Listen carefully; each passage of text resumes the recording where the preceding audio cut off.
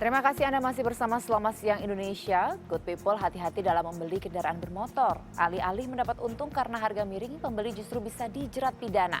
Selengkapnya dalam laporan khas Selamat Siang Indonesia.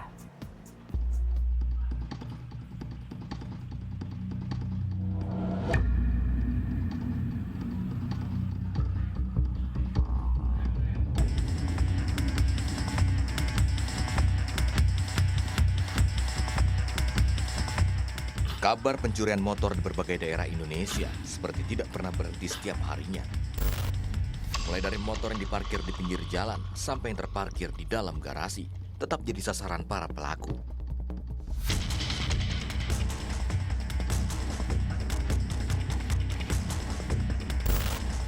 Bahkan ada yang nekat menggotong motor saat mencuri.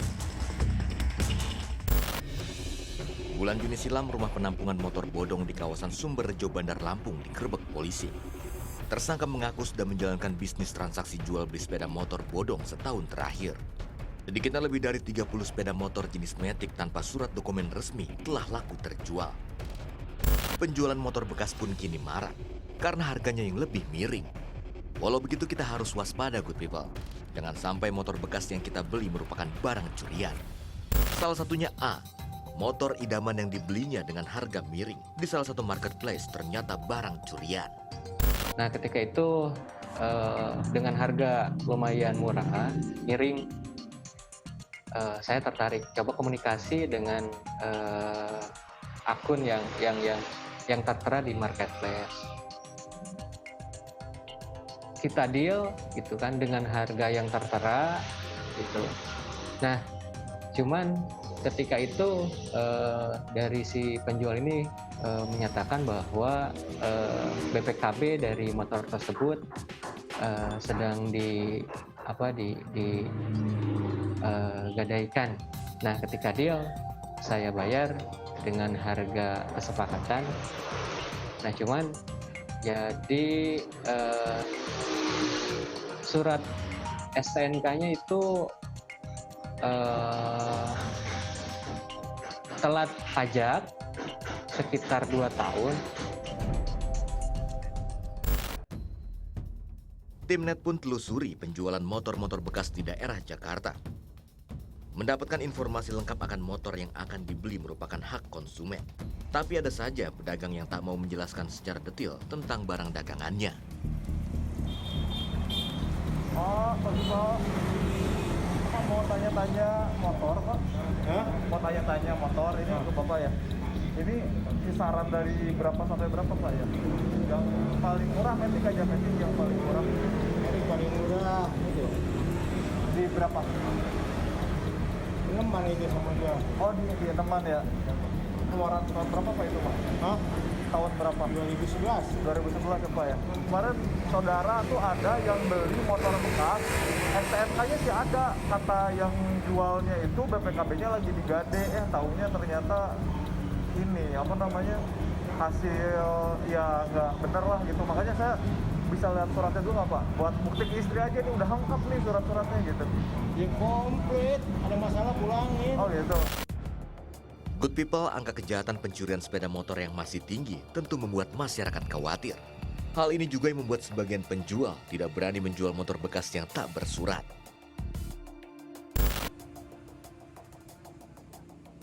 Oh, tanpa ada suratnya, misalkan ada...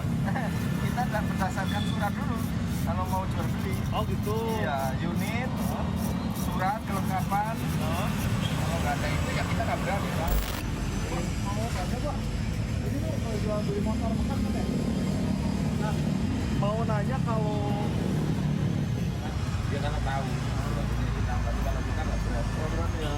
Tapi kalau di daerah sini sendiri ada yang masih berani kita terima jual motor yang nggak ada surat-suratnya? Kalau dari sini sih juga. Kalau showroom banyak kan ada suratnya. Kalau mendingan BPKB daripada STNK. Iya. Kalau BPKB doang, saya tiap hari sih bisa tampung kok kalau BPKB-nya. Ya, tapi kalau STNK-nya atau BPKB-nya nggak ada. Nggak bisa ya kalau dua-dua. Membeli motor bekas curian juga dapat berujung pidana. Seperti yang terjadi di Lombok Tengah. Kepolisian dari Polres Lombok Tengah amankan 4 pemuda yang dianggap penadah setelah membeli motor curian dari seorang pemuda. Polisi Polres Lombok Tengah tentang adanya tindak pidana pencurian kendaraan bermotor. Setelah dilakukan penyelidikan, ternyata posisi kendaraan bermotor tersebut berada di wilayah hukum Polres Bima Kota. Tidak menunggu lama, tim Puma Polres Bima Kota langsung bergerak ke lokasi dan mendapatkan satu kendaraan bermotor beserta 6 orang penadah lainnya. Good people baik penjual maupun pembeli motor tanpa surat-surat lengkap sama-sama diancam pasal 480 KUHP tentang penadah hasil curian dengan ancaman hukuman 4 tahun penjara. Tapi terkadang tingginya kebutuhan warga akan kendaraan bermotor murah buat sebagian orang berani ambil resiko. Hal inilah yang masih sering dimanfaatkan sejumlah oknum untuk raup keuntungan dengan beragam cara. Kejahatan terjadi karena ada kesempatan. Untuk itulah kita harus waspada, good people. Good people, maraknya kasus kejahatan dan pencurian sepeda motor masih cukup tinggi. Makanya kita harus terus waspada. Setidaknya ada sejumlah cara sederhana yang bisa kita lakukan agar motor yang kita parkirkan tetap aman. Cara pertama adalah dengan memarkirkan di tempat yang aman dan juga ramai sehingga bisa diawasi oleh banyak orang. Cara kedua adalah dengan melakukan kunci stang dengan memposisikan stang ke arah kanan. Hal ini masih dipercaya oleh sebagian orang tidak memberikan ruang yang cukup bagi para pelaku kejahatan untuk melancarkan aksinya. Good people, ayo pasang kunci ganda. Misalnya kunci cakram seperti ini. Walaupun kunci stang sudah berhasil dibobol, setidaknya masih ada satu hambatan lagi sebelum motor dibawa kabur. Lalu bisa pasang alarm motor sebagai pengaman tambahan. Saat motor kita dinyalakan atau kunci stangnya dirusak, alarm ini akan langsung mengeluarkan suara yang cukup keras. Tim Liputan melaporkan untuk NET.